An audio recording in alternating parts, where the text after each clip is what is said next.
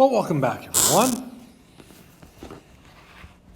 So we're going to write, I guess I should probably talk about the proofs. The proofs are very hard to understand, or if you have a natural ability to read a proof and understand it, good for you.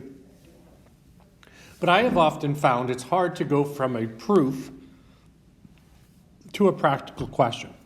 Now, this is an obstacle that you will have to do at university because things are often explained in proofs, and then you're going to have to apply the practical. So let's give some examples of the practical now. We're going to write each expression in terms of individual logarithms of A and logarithm of B. So when I take a look at log 3 A over B, what I notice is that my argument A over B is actually a quotient. So naturally, I'm going to use the quotient rule or law of logs. And that just simply says the log of 3, we keep the base the same, A, minus log 3B.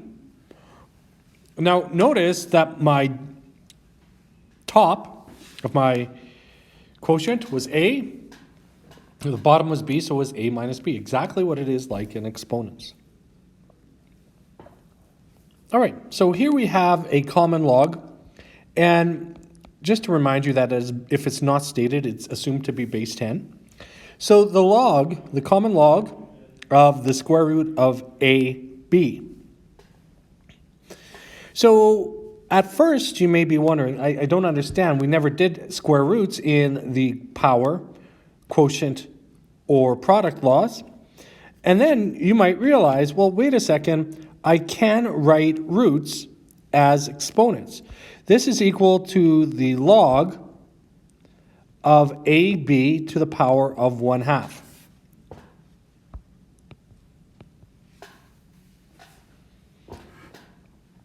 So initially, for sure, right now, I'm going to use the exponent rule for logs.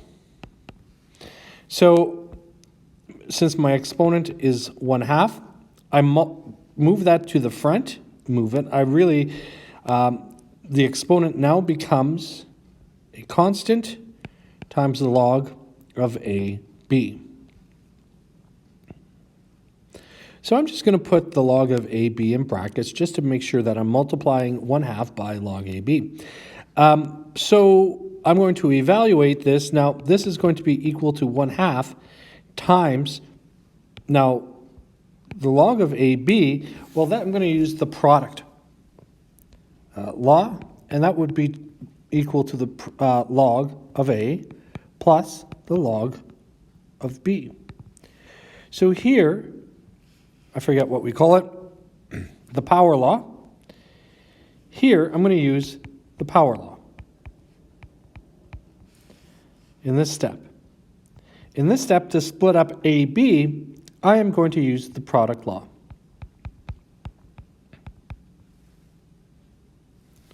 All right. Good fun. I suppose you could probably take it to another level. You can say this is 1/2 the log of A plus 1/2 the log of B. There. All right, we're going to write each expression in terms of an individual logarithm of x, y, and z. Fair enough.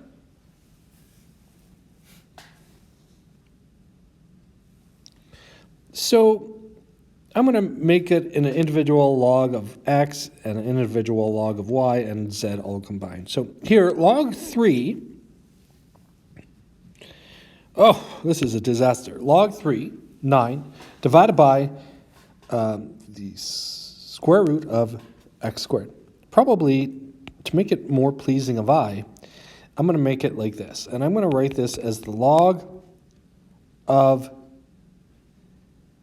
base 3 of 9. I'm going to use the quotient rule. And this is a mess, whatever this is right down here. And that should scare me just a little bit. Maybe not, I'm not too sure. There. I use the quotient rule where my numerator is the first quantity and my denominator is the second quantity. And I'm going to evaluate log base 3, 9. So 3 to the power of 2 is 9. So log base 3, 9 has a value of 2. Minus, now I'm going to choose to write this as a rational exponent. Well, x to the power, the square root of x to the power of 3, the rational exponent, now the numerator corresponds to the power that x is being brought to, whereas the denominator is being indicated by the nth root. And since we're taking the square root, the denominator would be 2. Fair enough. I promise we're almost done here. Now I'm going to use the power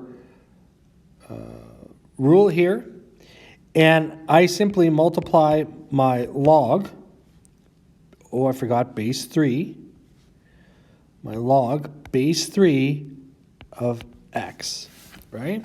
So I simply take my exponent and I multiply it to the log base 3 of x, because that's the power of log rule. Wonder if this could get any more ridiculous. Oh my, it just did. But really and truly, this is not any more ridiculous than we make it. I'm going to split this up by using the product and the quotient rule in one. I'm going to write this as log 2, base 2, of x to the power of 5 plus the log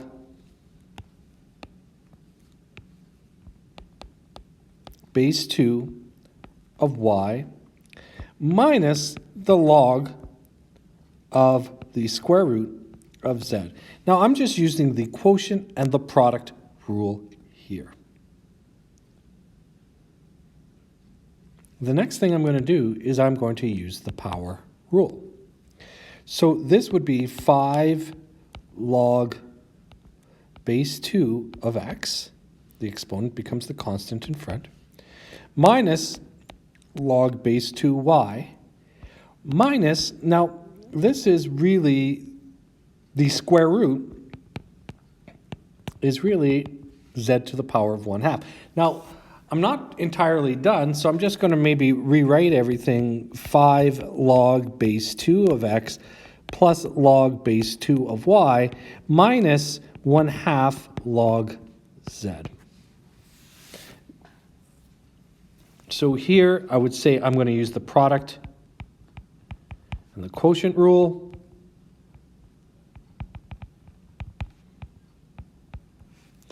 In the next step, I would use the power rule or the power law. And in the next step, again, I would just use the power law again. Some people may ask, well, couldn't you do the power law first? And I would say be very careful, and generally no. It really depends on your question. But since the power was only being applied to the x, you cannot use the power rule to apply to all logarithms.